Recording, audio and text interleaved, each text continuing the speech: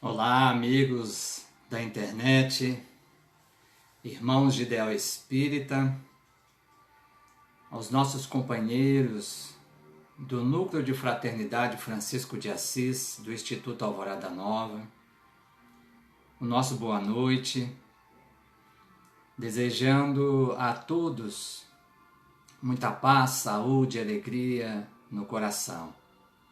Mais uma vez aqui nos encontramos unidos nesse momento importante, por vezes difícil, mas necessário para toda a humanidade. E agradecemos a Deus a oportunidade de termos a tecnologia a nosso favor, o que nos possibilita estarmos juntos aos sábados, no mesmo horário da nossa reunião pública presencial, para que nós possamos refletir em torno da mensagem de Jesus, que é o roteiro para esses dias que estamos atravessando. Nossos amigos estão chegando, nossas boas-vindas a todos. E nessa grande sala virtual, sem paredes, mas com muita fraternidade, com muita afetividade, nós convidamos a todos para uma prece inicial, como sempre fazemos em nossos encontros presenciais e também virtuais. Vamos todos nos aquietar nesse instante, buscarmos a sintonia maior com o nosso Pai Celestial, com o nosso irmão maior, Jesus, rogando que através dos seus emissários divinos nós possamos, Senhor, encher os nossos corações de bem-aventurança e de graça nessa noite, através das reflexões acerca das Tuas palavras de vida eterna, Senhor. Que este grupo, que esse núcleo de corações que se unem nesse momento em Teu nome, possa se transformar ao longo dessa 1 hora que aqui estaremos, num foco irradiador das Tuas bênçãos, da Tua compaixão, da Tua infinita misericórdia, em favor de todos nós, dos nossos familiares e da humanidade. Dá-nos a Tua paz, Senhor, que possamos estar contigo tanto quanto Tu estás conosco. Obrigado, assim seja. Então, meus amigos, nós nos sentimos novamente felizes, com este encontro, que certamente quando retornarmos às nossas atividades normais, deixará saudades também. Porque as portas da nossa casa pequena, Núcleo de Fraternidade Francisco de Assis, ela tem se aberto a uma comunidade muito maior de corações que, como nós, buscam refrigério, consolo e, acima de tudo, esclarecimento para esses dias de transição que estamos atravessando. Na semana passada, nós abordamos um tema, que buscais? E vimos a importância dessa busca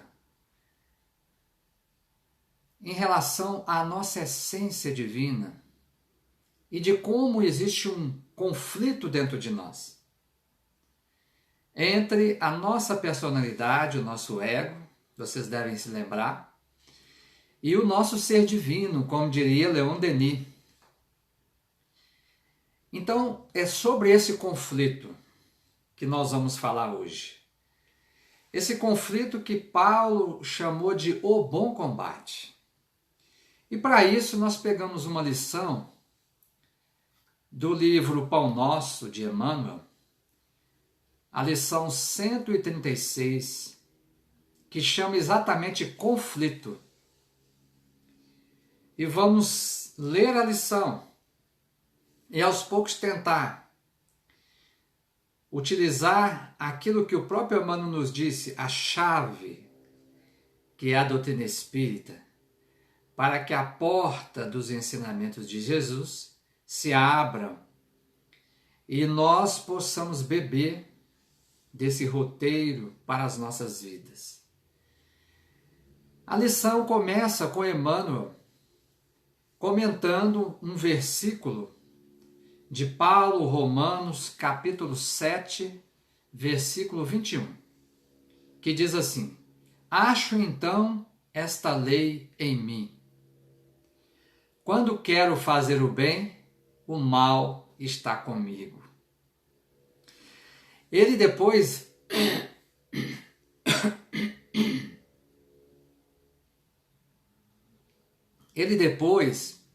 vai nos esclarecer melhor sobre essa passagem, o Paulo, dizendo assim: o bem que eu quero, eu não faço. O mal que eu não quero, eu faço. Aquela grande luta, aquele grande combate, que é o único combate justificável. Porque lá em Paulo, segundo Timóteo, né, no versículo 4, no capítulo 4, versículo 7, ele diz assim: combati o bom combate, terminei a minha carreira, guardei a fé. Esse combati o bom combate, ele já disse isso já no final da existência dele. Depois de 30 anos de lutas acerbas, fora e dentro dele mesmo, principalmente dentro. Paulo conviveu com um conflito muito grande, ele foi o primeiro perseguidor dos cristãos. Ele foi o primeiro a fazer um mártir dentro do cristianismo, que foi Estevão.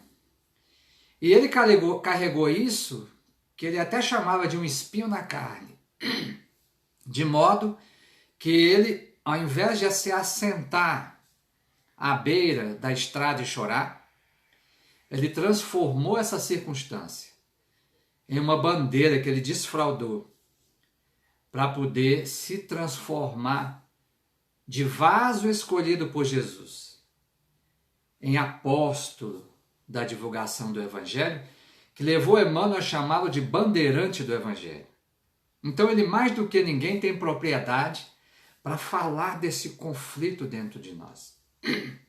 Porque nós estamos naquela transição entre a multidão e o discipulado. Tem dias que somos multidão, tem dias que somos discipulado. O senhor Honório Abreu, nas suas aulas memoráveis de Evangelho, lá em Belo Horizonte, ele nos dizia que existem 4 personagens no Evangelho de Jesus, 4 arquétipos. E o adversário, que é aquele que é contra a mensagem, muitas vezes até por ignorância.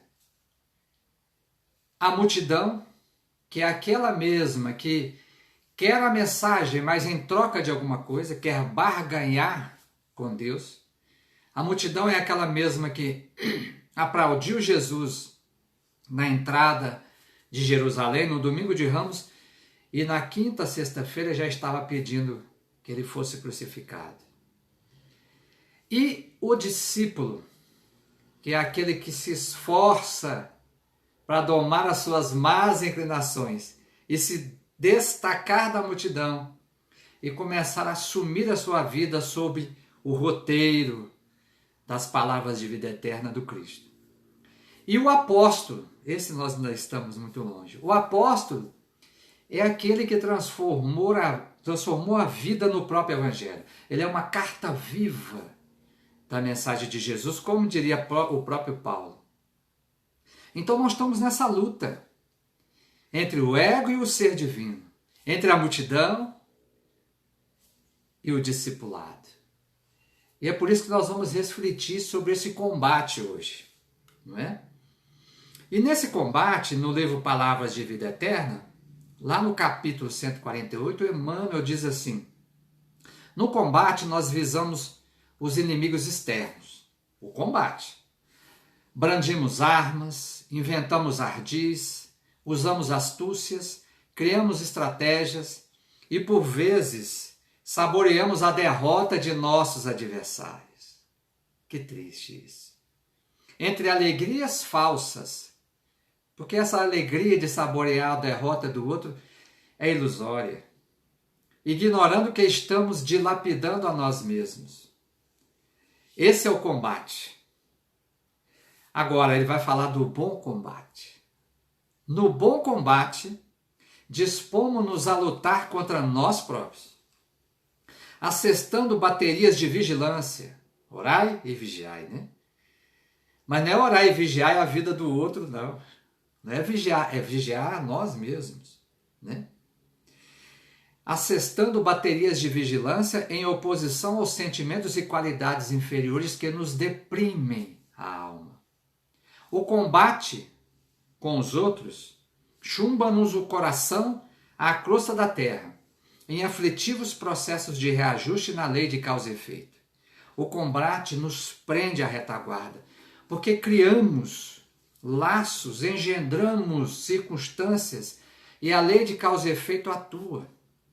E Jesus já havia dito que a gente não sairia dali até que fosse pago o último ceitil. O bom combate liberta-nos o espírito para a ascensão aos planos superiores.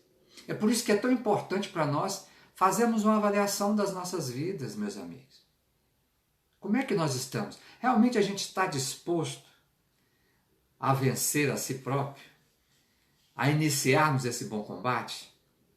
E aí, a próxima lição de Emmanuel, ele diz assim, o capítulo, melhor dizendo, né, inicia assim: os discípulos sinceros do Evangelho, à maneira de Paulo de Tarso, encontram um grande conflito na própria natureza. Então esse conflito é de todos nós. O bem que eu quero, eu não faço, embora eu sei que eu devo fazer. E o mal que eu não quero, eu acabo fazendo, embora eu saiba que não devo fazer. Que conflito! Mas é um conflito importantíssimo, sabe por quê? Porque o bom combate significa que a gente já conhece o nosso joio, já identificou, já despertou a consciência. Porque antes nós agíamos como se estivéssemos fazendo a melhor coisa do mundo. Magoávamos o outro e ainda dizíamos bem feito. Hoje, quando isso acontece, algo se agita dentro de nós. É o combate. É o nosso ser divino chamando às falas o nosso ego. Olha, não está certo. Não foi isso que você estudou lá na Casa Espírita. Não foi isso que você estudou no curso de Evangelho, no curso de Mediunidade, no curso de Doutrina Espírita. Por isso que é importante o estudo, porque o estudo, segundo a Sheila, desperta a consciência para a necessidade de amar. O estudo é como se fosse uma luz. Como se nós tivéssemos um quarto escuro e acendêssemos uma luz e víssemos quanto o nosso quarto interior está desarrumado. E aí, arregaçarmos as mangas e irmos à luta. Esse é o bom combate, não é? O próximo texto de Emmanuel, dessa passagem chamada Conflito, no livro Pão Nosso, né, capítulo 136, diz assim: quase sempre são defrontados por enormes dificuldades nos testemunhos. No instante justo, quando lhes cabe revelar a presença do divino companheiro no coração, eis que uma palavra, uma atitude ligeira os traem diante da própria consciência, indicando-lhes a continuidade das antigas fraquezas. Não é fácil deixar a multidão e se tornar discípulo de Jesus. Não é fácil. Porque essa luta é diária, ininterrupta. Quando a gente acha que conseguiu, olha a gente ali repetindo o mesmo equívoco. É isso que o Emmanuel está dizendo aqui. Quase sempre somos defrontados por dificuldades enormes nos testemunhos diários. E aí, Nós vamos entender um pouquinho isso quando a gente vai buscar lá em André Luiz, nos capítulos 3 e 4 do livro No Mundo Maior, a casa mental. Por que essas coisas voltam? Que automatismo é esse de fazer o mal, que a gente tem às vezes dificuldade de resistir? E aí na casa mental, André Luiz, ou benfeitor Calderaro, ele disse para André Luiz que nossa casa mental é como... nossa mente é como se fosse uma casa. Nós temos ali um porão da individualidade, que é o subconsciente. Ali estão todos os nossos automatismos, instintos, hábitos, que repetimos inúmeras vezes no passado. E trazemos aquilo acumulado. E que aquilo é o pano de fundo da nossa vida. É o que contribui para a nossa atual personalidade, porque a nossa personalidade da vida atual é o somatório de todas as outras. Nós somos muitos. Como diria aquele endemoniado gadareno, é Jesus. Somos legião. Temos muitos dentro de nós. Porque a gente fala da multidão, que é uma outra interpretação do Evangelho, existe a multidão de fora, mas existe a multidão de dentro. A multidão de dentro.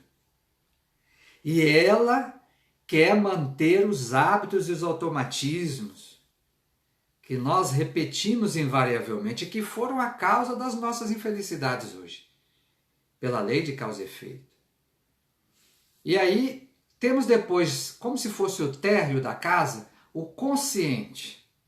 O consciente, ao contrário do subconsciente, ele é o departamento, o ambiente do esforço e da vontade, das aquisições do presente.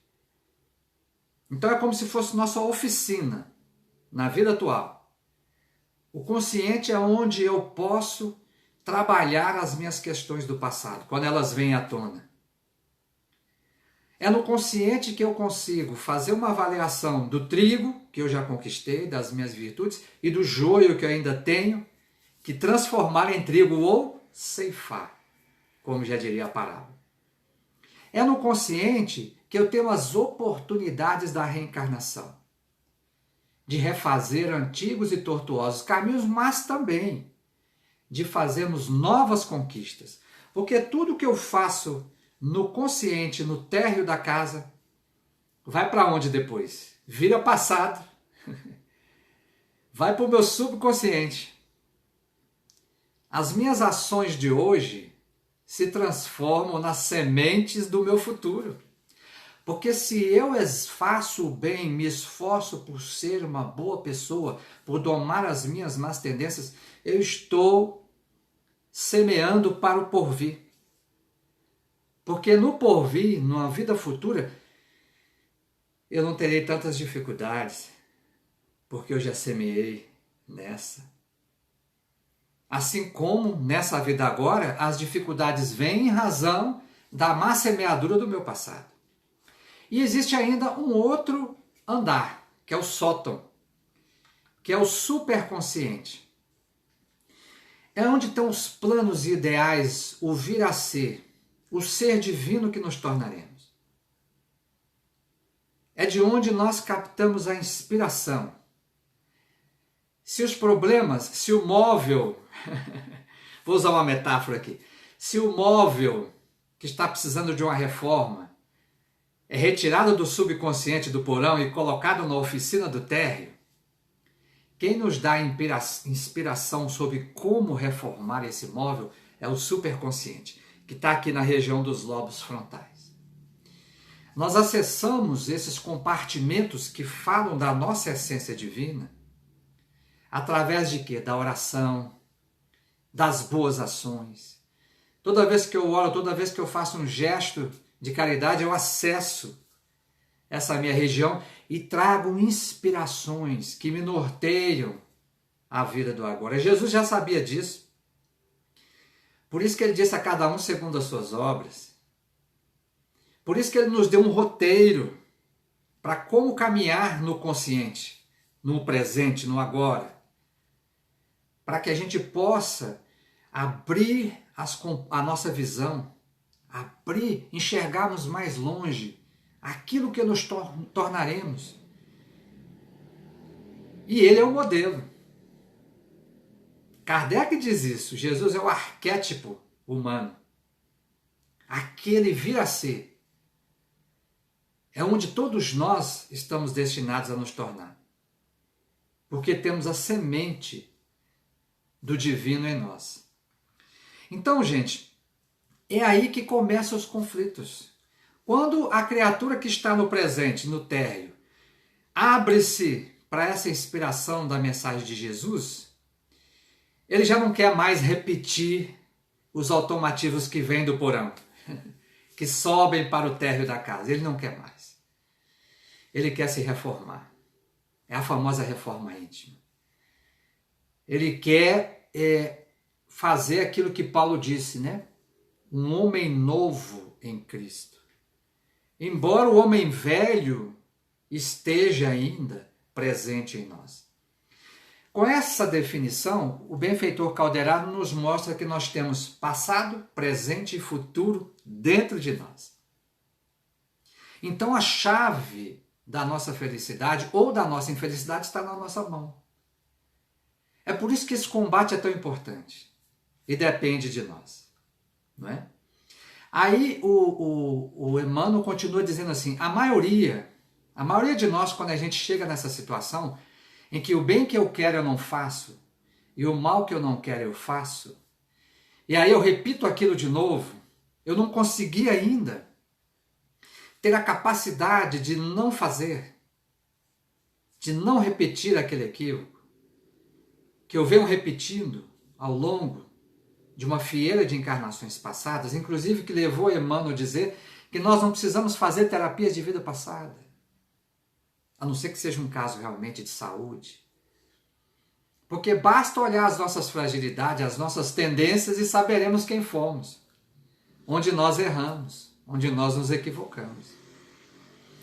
E o Emmanuel prossegue aqui então na lição dizendo assim, a maioria, quando a gente cai, quando a gente faz de novo o mal que a gente não queria fazer, a maioria experimenta sensações de vergonha e de dor. Porque, gente, significa, isso é maravilhoso. Emmanuel, você está maluco, Emmanuel? Como você diz que isso é maravilhoso? Porque antes a gente fazia e ia dormir com a consciência tranquila. Não estávamos tocados nem despertos para essa nossa necessidade de transformação, de renovação. Não é? Então isso é maravilhoso por isso. E na pergunta 621 do Livro dos Espíritos, Kardec pergunta assim, onde está escrita a lei de Deus? O que os Espíritos respondem? Na consciência. Quando nós sentimos vergonha e dor de termos repetido de novo o mesmo equívoco, significa que essas leis que estão na nossa consciência foram despertas. Nossa consciência despertou. E isso é importantíssimo, é o primeiro passo para promovermos essa reforma e vencermos esse combate. Porque enquanto não despertarmos para isso é muito difícil. Então quando a gente encontrar alguém que a gente ama e que continua reincidindo nos mesmos equívocos e que a gente fala, ele vai ter o tempo dele.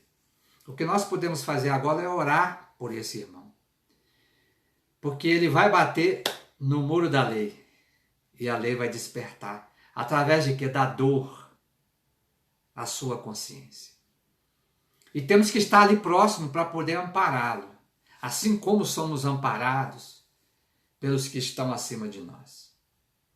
Do ponto de vista evolutivo, né, de despertar de consciência. Não do ponto de vista de superioridade, porque todos somos filhos do Altíssimo.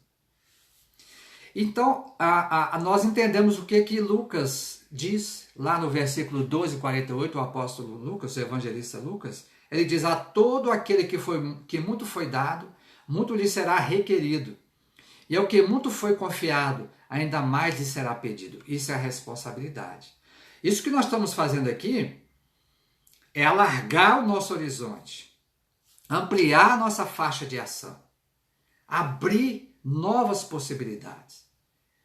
Porque aí já não podemos mais dizer que não sabíamos. A quem queremos enganar se as leis estão dentro da nossa própria consciência? Então, quando nós já temos o conhecimento, é óbvio que vamos ainda escorregar alguma vez.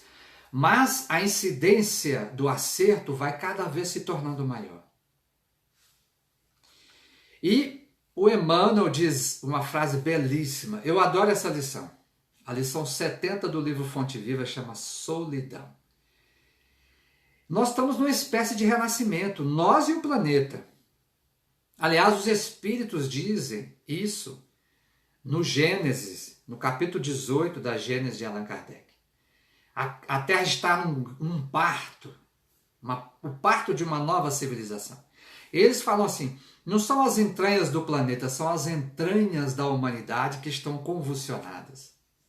Estamos em conflito. O modelo civilizatório que até então era o roteiro já não nos serve mais. Temos que buscar um novo pano, um novo tecido social. Já não podemos colocar o vinho novo da mensagem de Jesus nos odres velhos das nossas condutas. Azeda, fermenta, já não suporta mais. Eu tenho que ter um novo odre. Eu tenho que criar. E para isso eu preciso vencer essas más inclinações, que é o bom combate do qual estamos falando.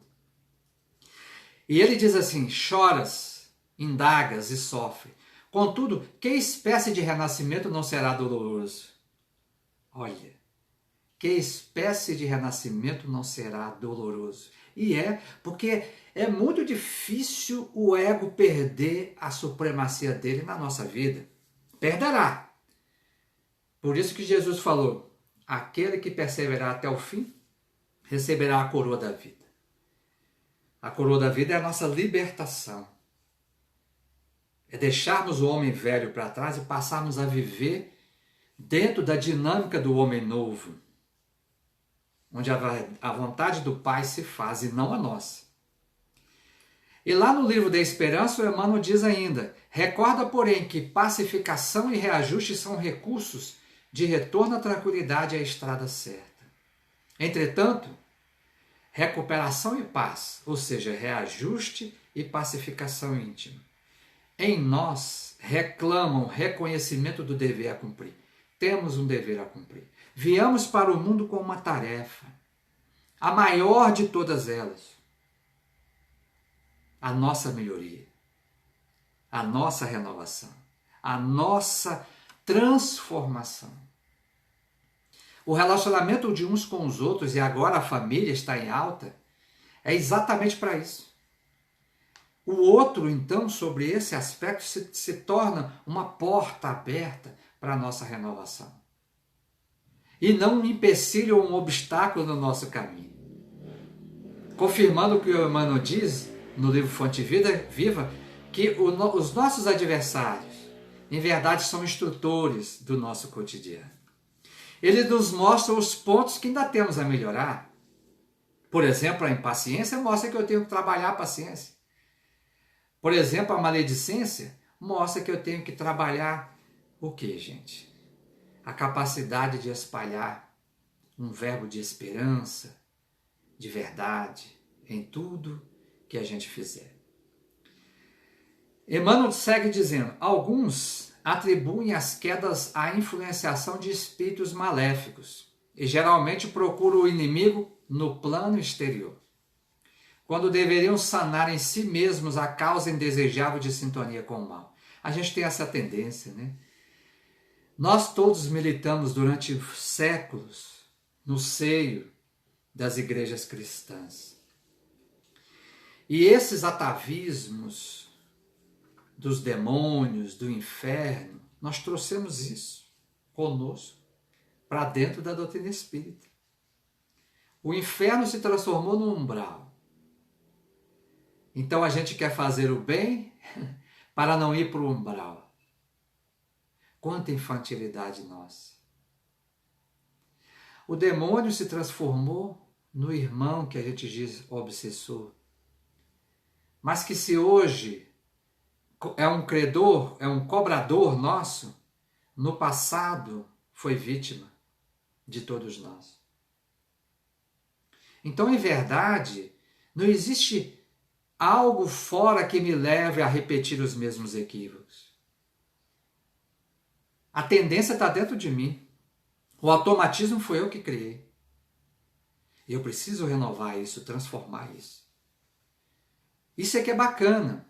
Se eu colho frutos amargos de uma semeadura do passado, eu tenho uma chave para transformar esses frutos, adocicá-los. E mais, fazer semeaduras, boas semeaduras para o meu futuro. Está nas minhas mãos. E Paulo, então, escrevendo a Timóteo, em relação a isso que Emmanuel nos diz, nos últimos dias da experiência terrena, ele forneceu-nos preciosa definição nesse sentido. Isso Emmanuel fala lá no livro Palavras de Vida Eterna. Ele que andar em combate até o encontro pessoal com Cristo, passou a viver no bom combate, desde a hora da entrevista com o Mestre. Ele combatia os cristãos. Ele estava travando um combate com o outro, dentro da sua visão praticamente fanática, egoísta, de sobrepujar a fé dos outros com a sua fé, acreditando que a verdade era única para ele. E a verdade só pode ser única para todos, senão não é verdade. Tem uma história bonita, contada por um espírito através de Chico Xavier, diz que a verdade era um grande espelho, que um dia caiu do céu, espatifou-se em infinitos pedaços. E cada um de nós pegou um pedacinho desse e se olha e acha que ele está com a verdade. Nossa verdade ainda é fragmentária, é relativa. Somente espíritos crísticos já atingiram o patamar da verdade que liberta.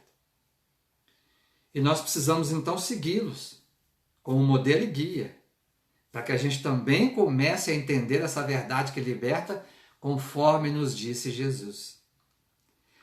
E Paulo diz uma outra coisa: o amor do Cristo nos constrange. Quando a gente começa nesse bom combate, a gente começa a ficar constrangido com o amor de Jesus. E é Emmanuel que comenta isso no capítulo Fonte Viva, no capítulo 74. Quando Jesus encontra santuário no coração de um homem, modifica-se-lhe a marcha inteiramente. Algo de indefinível na terrestre linguagem transtorna-lhe o espírito. Torna-se criatura fácil de contentar, mas muito difícil de agradar. Porque estamos num combate permanente. Já não conseguimos mais compactuar com aquela nossa vida anterior. E eu não digo nem de vidas anteriores passadas, não, dessa mesma.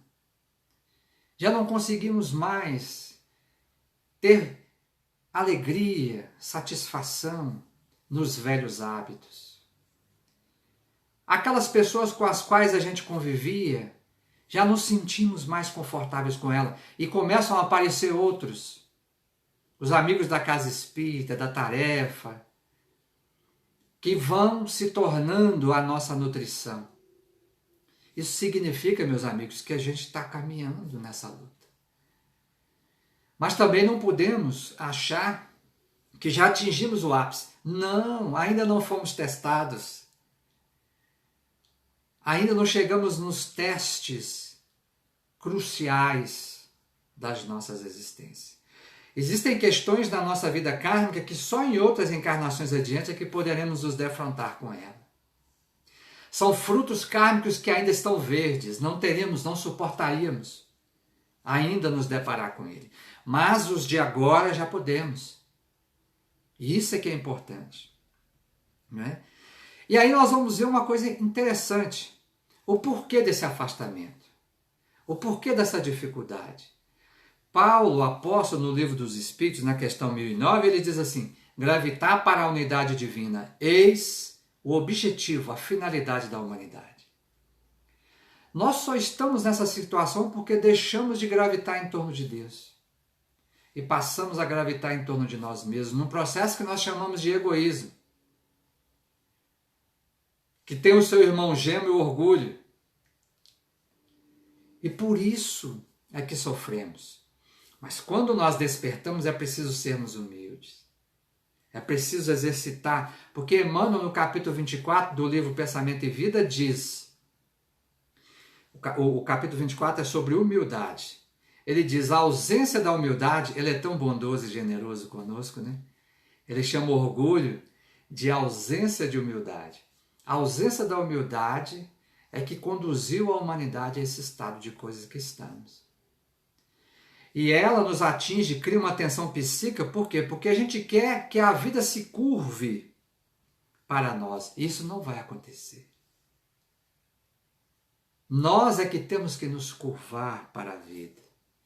Ao invés de perguntarmos o que queremos da vida, temos que perguntar o que a vida quer de nós. Porque a vida é a emanação do próprio Criador.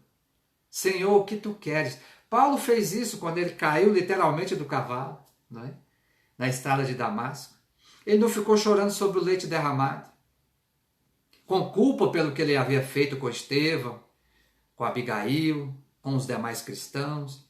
Aliás, ele estava ainda em diligência para Damasco para promover a prisão de Ananias. O que ele disse quando ele perguntou, quem sois vós, Senhor? E Jesus disse, eu sou Jesus, aquele que persegue. O que ele disse? Senhor, o que queres que eu faça? É assim que a gente tem que dizer à vida. Senhor, o que queres que eu faça? Porque Ele sabe o que é melhor para cada um de nós. E aceitarmos os desafios da vida. A convivência com as pessoas, o lugar onde estamos, o trabalho que temos, o círculo de amigos. Porque nós temos uma função em cada um desses ambientes. Que é sermos agente da nossa renovação e promovermos a renovação do ambiente em que estamos. Diz ainda Emmanuel no capítulo 6, é indubitável, ou melhor, no parágrafo 6, é indubitável que ainda nos achamos em região muito distante daquela em que possamos viver isentos de vibrações adversas. Todavia, é necessário verificar a observação de Paulo em nós próprios. Gente, nós ainda não superamos o bom combate. E eu não estou dizendo nem do bom combate na sua acepção maior, mas naquilo para o qual nós viemos fazer na presente encarnação. Nós ainda não superamos, é o que ele está dizendo aqui. É lógico isso, a gente reconhece isso. Mas é preciso verificarmos essa observação de Paulo em nós mesmos. O bem que eu quero, eu não faço. O mal que eu não quero, eu faço.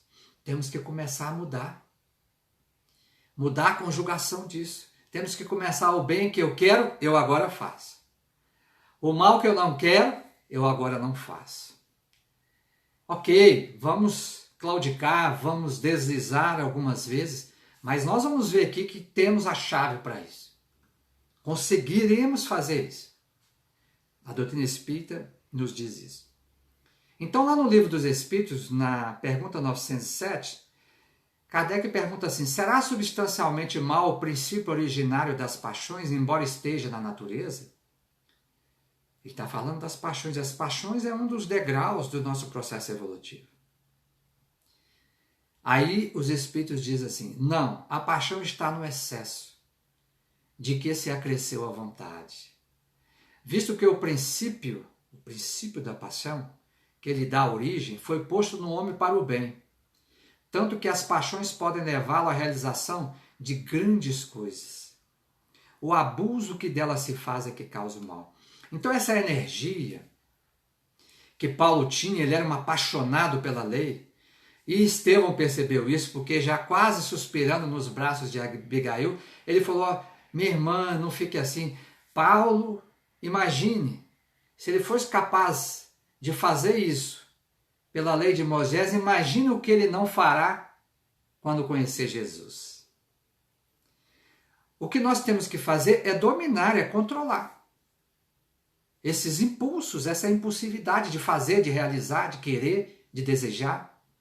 darmos um rumo, um roteiro, um norte de equilíbrio para esse impulso que ainda temos, porque ainda estamos muito próximos ainda da primitividade, do que da angelitude. Né? E na pergunta 908, Kardec pergunta assim, como se poderá determinar o limite onde as paixões deixam de ser boas para se tornarem más? É um grande pedagogo, né? Extraordinário, Kardec. Os espíritos dizem assim, as paixões são como um corcel, um cavalo, que só tem utilidade quando governado e que se torna perigoso desde que passe a governar. Esse é o problema. Somos governados pelos nossos automatismos, pelos nossos instintos, pelas nossas paixões. Os indianos dizem que a mente, que a gente falou dela há pouco, ela é uma carruagem puxada por 5 cavalos dos sentidos. E nós ficamos lá dentro. Eles nos levam para onde eles quiserem. O bom combate é o quê? Sair de dentro dessa carruagem, subir, tomar as rédeas da nossa mente. Dominarmos tudo aquilo que está no nosso subconsciente, nossos automatismos. E colocar essa energia que está guardada ali em favor do bem, em favor da construção de um homem novo, renovado. Então vamos cair na ilusão de que temos que suprimir o mal dentro de nós. Ele vai ficar lá, até uma hora vir à tona de novo. Vamos olhar para o joio de frente e resolutos vamos ceifá-lo. O que é ceifar o joio? É colher o trigo. É transformar aquela energia do joio, na pureza e na nutrição do trigo. É isso. É um processo de alquimia interna. O Evangelho nos convida a sermos alquimistas, transformar sombras em luz, porque Jesus falou, vós sois a luz do mundo. Só que em seguida ele disse, faça brilhar a vossa luz. Esse é o bom combate, fazer brilhar essa luz. É isso, a nossa natureza íntima. Leon Denis falou isso, comentamos isso na semana passada. Essa é a nossa verdadeira natureza. Não é? E Emmanuel prossegue dizendo, no item 7 desse capítulo, enquanto o homem se mantém no gelo da indiferença ou na inquietação da teimosia, não é chamada análise pura. Entretanto, tão logo desperta para a renovação, converte-se o campo íntimo em zona de batalha. Olha aí. Despertamos. Isso não é ruim, não. Ter vergonha, sentir a dor em relação ao que fizemos não é ruim. O problema é ficarmos numa culpa que não nos leva a nada e num remorso mortificante. Nós temos que imediatamente nos levantar como Paulo fez. Opa, derramamos o leite, mas se nós ficarmos sentados ali chorando eternamente, o leite derramado, o leite vai começar a ficar com mau cheiro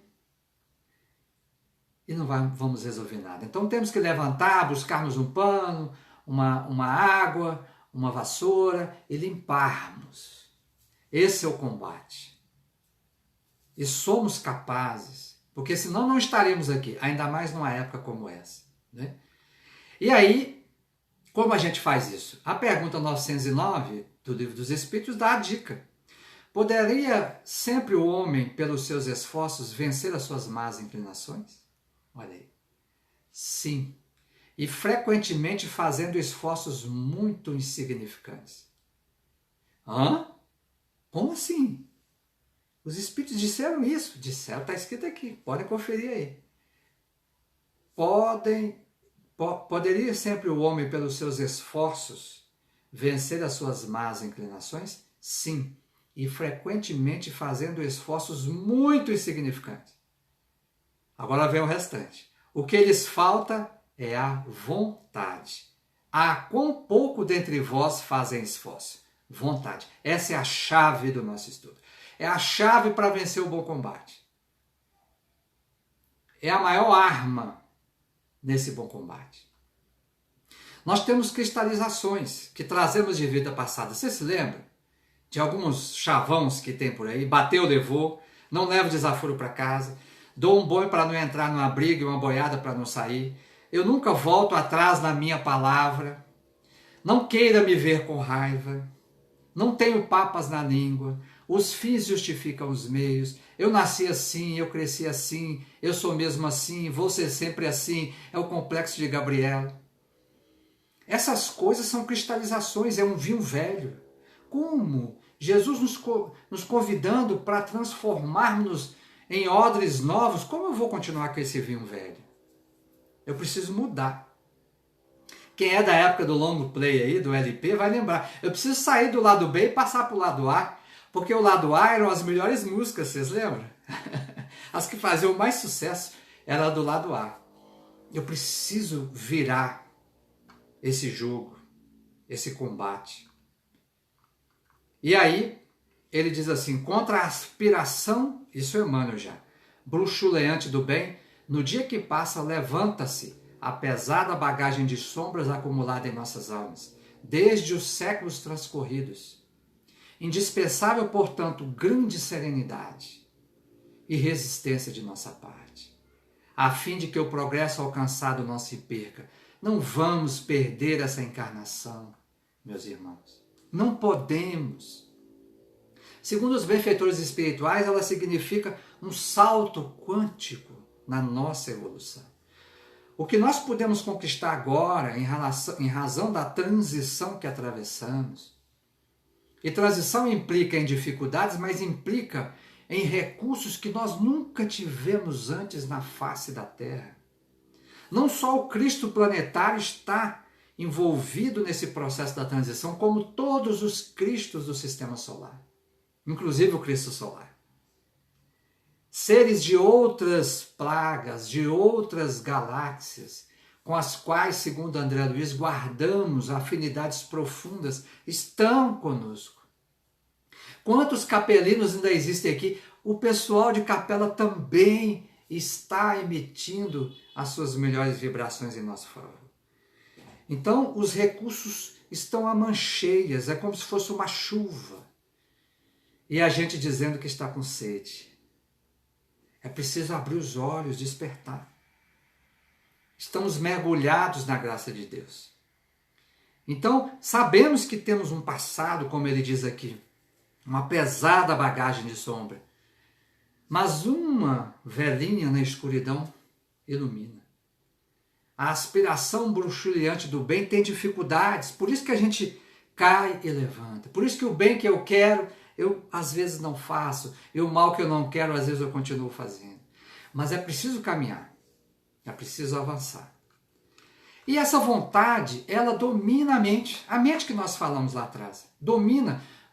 Emmanuel, no livro Pensamento e Vida, diz que ela é a gerente esclarecida, que domina os gabinetes da mente. Que gabinetes são esses? A memória, a inteligência, a imaginação e o desejo.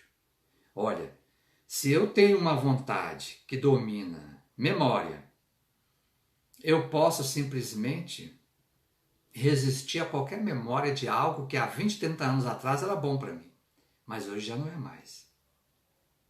Se domina a inteligência, eu posso dominar qualquer impulso sem usar a minha inteligência para usufruir proveito apenas para mim. Porque a ética superior do Cristo não diz isso. Eu posso usar minha vontade para controlar e não fazer. Se a minha imaginação é fértil, eu começo a arquitetar planos que em verdade só tem um único objetivo, que eu leve vantagem em detrimento da felicidade do outro, eu posso sustar no nascedouro essa minha criatividade, essa minha imaginação. Se eu tenho um desejo de repetir alguma coisa, algum mau hábito, alguma tendência que eu trago de vidas passadas, né? Se esse desejo vem à tona e eu quero repeti-lo, e eu sei que ele não é correto, a vontade intercede, né? Emmanuel nos diz que ela é a gerência esclarecida e vigilante, governando todos os setores da ação mental, né? E o próprio Leon Denis vai nos dizer, lá no livro O Problema do Ser, do Destino da Dor, no capítulo 20, As Potências da Alma, ele vai dizer lá que a vontade é o princípio superior, o motor da existência, gente. Assim como a vontade divina é o supremo motor da vida universal. Então, se Deus a vontade dele é o supremo motor do universo infinito, a nossa vontade é o motor da nossa existência. O barco, que é o nosso corpo, ele precisa de um motor, de um leme, que faça a gente ir até um porto seguro, conforme Jesus nos prometeu. Essa coroa da vida, aquele que perseverasse até o fim. Não é? E é claro que o que fazer então? Se eu uso a minha vontade para fazer o bem, eu estou criando novas condições dentro de mim. Porque o hábito, que é o mau hábito, segundo Emmanuel, ele é uma esteira de reflexos mentais acumulados, operando constante indução à rotina. Está lá no livro Pensamento e Vida, no capítulo 20. De tanto eu repetir isso, gente, isso ficou entronizado em mim. Por isso que eu tenho a tendência. Bateu, levou, né? Aquelas coisas que a gente falou, que eu não vou repetir, porque isso é coisa do homem velho, temos que buscar agora o homem novo. Por exemplo, a cultura ou conhecimento é a soma de lições infinitamente repetidas no tempo. Se nós estamos criando uma cultura com base no Evangelho de Jesus, temos que repetir isso, para que isso vá, não criando um hábito, mas vá trazendo, atraindo a nossa natureza, porque a nossa natureza, ela está toda dentro do Evangelho. É que ainda não tomamos consciência disso. A virtude é o resultado de experiências incomensuravelmente recapituladas na vida. Sabe aquelas virtudes que nós temos, que a gente vê falar, mas que quando a gente precisa, a paciência, a alegria, o otimismo, a esperança, a bondade, à medida que eu vou praticando isso, me esforçando, olha o bom combate, é um combate. Eu vou trazendo essas virtudes que estão dentro de mim, elas vão despertando. As raízes delas, as sementes estão no meu ser divino. As atitudes de fora são o adubo que elas precisam para despertar. Porque eu já tenho isso, eu ainda não me dei conta disso. Porque eu vivo na superfície, no ego, naquela esfera de ação mais externa. Mas à medida que eu pratico a caridade, a fraternidade, eu vou adubando e essas sementes vão crescendo. E isso vai chegar um momento em que vai ser natural. Os seres crísticos são assim. Para eles é natural fazer o bem. Como nós aqui, respirar. Há bilhões de anos, eles já estão alinhados com a lei de Deus, que é a lei de amor. A Terra tem 4 bilhões e meio de anos, o Cristo já existia. Foi ele que formou o planeta. Ou co-criou, co-criadores em plano maior, lá no livro Evolução em Dois Mundos, né? De André Luiz. Então existe uma equação da vida que Emmanuel fala lá no livro Pensamento e Vida. Tudo começa no sentimento. Essa é a chave e o final do nosso estudo de hoje. Tudo começa no sentir. Emmanuel diz assim, o reflexo, as coisas que acontecem fora de nós, produzem um reflexo em nós. Porque a mente é o espelho da vida em toda parte. Então a vida é o que nós refletimos de dentro de nós. Então as coisas externas produzem um reflexo. Esse reflexo, a primeira zona interna que ele nos toca é a emoção, é o sentimento. Aí ele diz assim, o reflexo esboça a emotividade. Pronto, instalou em nós uma emoção. Positiva ou não? Depende do condicionamento que nós estamos. A emotividade, depois que eu senti a emoção, ela plasma a ideia. Aí é que eu penso. O pensamento, ele é fruto do que eu sinto. Primeiro eu sinto, depois eu penso.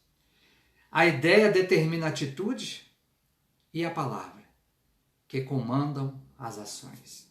Depois que eu pensei, eu falo e ajo. e aí construo o meu destino. Então a equação da vida é sentir, pensar e fazer. Depois que eu faço, eu começo a criar o hábito, percebe? A minha ação exterior completa o ciclo. Como é que eu ajo para começar a fazer o bem? Jesus foi no ponto. No ponto. Qual é o ponto? Resumiu a lei e o profeta em 2 mandamentos. Amarás a Deus sobre todas as coisas e ao próximo como a ti mesmo. O amor. Trabalha. É claro que no bom combate, se eu já não estou fazendo, tudo bem, eu estou sentindo vontade. Estou pensando, inclusive. Mas se eu já não faço, já é um grande progresso. Mas eu só vencerei o bom combate depois que eu mudar o meu sentir. Depois que eu começar a fazer o bem pela alegria de ser útil. Aí eu posso dizer que eu estou no caminho de vencer o bom combate. Porque aí os maus hábitos, os desejos de fazer o mal já não exercerão sobre mim a sua tirania, a sua escravidão. Perceberam? Esse é o ponto do bom combate. Então vamos buscar trabalhar a questão dos nossos sentimentos. A reforma íntima é exatamente nesse ponto que começa, o sentimento. E para aqueles que acham que não tem um querer suficiente, olha o que o nosso irmão Leon Denis diz. Querer é poder. O poder da vontade é ilimitado. Mas eu tenho que querer. Né? E aí, Emmanuel, no final, já estamos terminando, diz assim: o Senhor concede-nos a claridade de hoje para esquecermos as trevas de ontem, preparando-nos para o amanhã, no rumo da luz imperecível. Gente, a claridade de hoje é a bênção da encarnação que nos foi dada. É uma bênção, é uma dádiva. Quantas criaturas se empenharam para que nós estivéssemos aqui hoje? É preciso nós abrirmos o nosso coração a quem é o Cristo. Porque Emmanuel, no livro Fonte Viva, no capítulo 74, na lição Quando há luz, ele diz assim: quando Jesus encontra santuário no coração de um homem, modifica-se-lhe a marcha inteiramente. À medida que vocês foram escutando essa lição, vão refletindo sobre as suas vidas. Não há mais lugar dentro dele para adoração improdutiva, para a crença sem obras, para a fé inoperante. Algo de indefinível na terrestre linguagem transtorna-lhe o espírito. Categoriza-o a massa comum por desajustado. Entretanto, o aprendiz do Evangelho, chegando a essa condição, sabe que o trabalhador divino, como que ele ocupa as profundidades do ser. Renova-se-lhe toda a conceituação da existência. O que ontem era prazer, hoje é ídolo quebrado. O que representava meta a atingir, é roteiro errado que ele deixa ao abandono. Torna-se criatura fácil de contentar, mas muito difícil de agradar. A voz do mestre, persuasiva e doce, exorta-o a servir sem descanso. Converte-se-lhe a alma no estuário maravilhoso, onde os padecimentos vão ter, buscando arrimo, e por isso sofre a constante pressão das dores alheias. A própria vida física afigura-se-lhe um madeiro em que um mestre se aflige. É-lhe o corpo a cruz viva em que o Senhor se agita crucificado. O único refúgio em que repousa é o trabalho perseverante no bem geral. Insatisfeito, embora resignado. Firme na fé, não obstante angustiado. Servindo a todos, mas sozinho em si mesmo. Segue estrada fora, impelido por ocultos e indescritíveis aguilhões. Esse é o tipo de aprendiz que o amor do Cristo constrange, na feliz expressão de Paulo. vergasta-o a luz celeste por dentro, até que abandone as zonas inferiores em definitivo. Para o mundo, será inadaptado e louco. Para Jesus, é o vaso das bênçãos. A flor é uma linda promessa, onde se encontre o fruto maduro, porém, é alimento para hoje. Felizes daqueles que espalham a esperança, mas bem-aventurados sejam os seguidores do Cristo, que suam e padecem dia a dia, para que seus irmãos se reconfortem e se alimentem no Senhor. Essas são as nossas últimas palavras da nossa reflexão de hoje. Já não queremos mais ser a promessa da flor.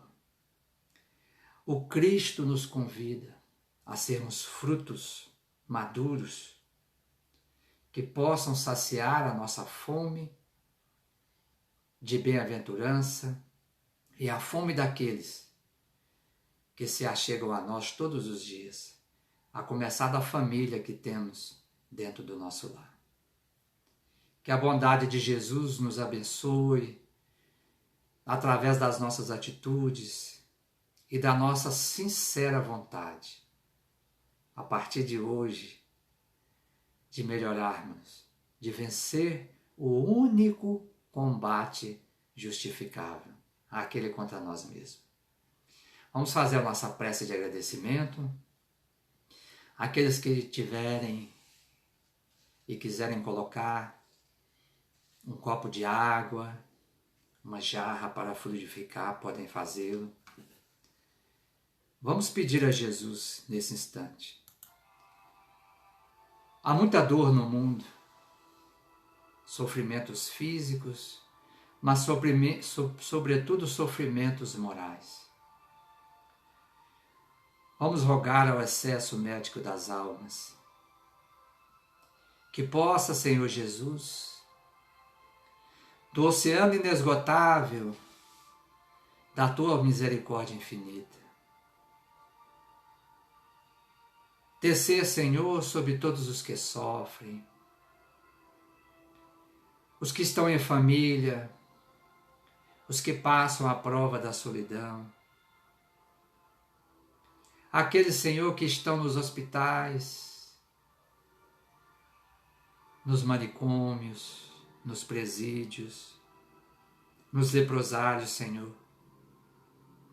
Aqueles que estão dentro dos casebres das periferias e nos palacetes, onde também existe dor, Senhor, e sofrimentos atrozes. Os que estão nas ruas da exclusão social, em razão da indiferença humana, que se aprendeu a produzir e não aprendeu ainda a repartir, Senhor. Abençoa os governantes de todas as nações, que eles possam, Mestre amado, a cada dia se conscientizarem das responsabilidades que eles pesam aos ombros. Ajuda-nos, Senhor, em cada uma das instituições espíritas a que nos vinculamos, ou de qualquer outra denominação religiosa, para que possamos continuar firmes na presente encarnação, para não desistirmos quando Tu nos chama e nos abraça em Teu colo, Senhor, como se fôssemos e ainda somos ovelhas desgarradas do Teu rebanho. Guarda-nos em Tua paz. Dá-nos aquela paz que Tu prometeste, Senhor. Não a paz do mundo, mas a paz de Deus, que o mundo não pode dar, nem tampouco retirar. Obrigado, Mestre amado, que assim seja.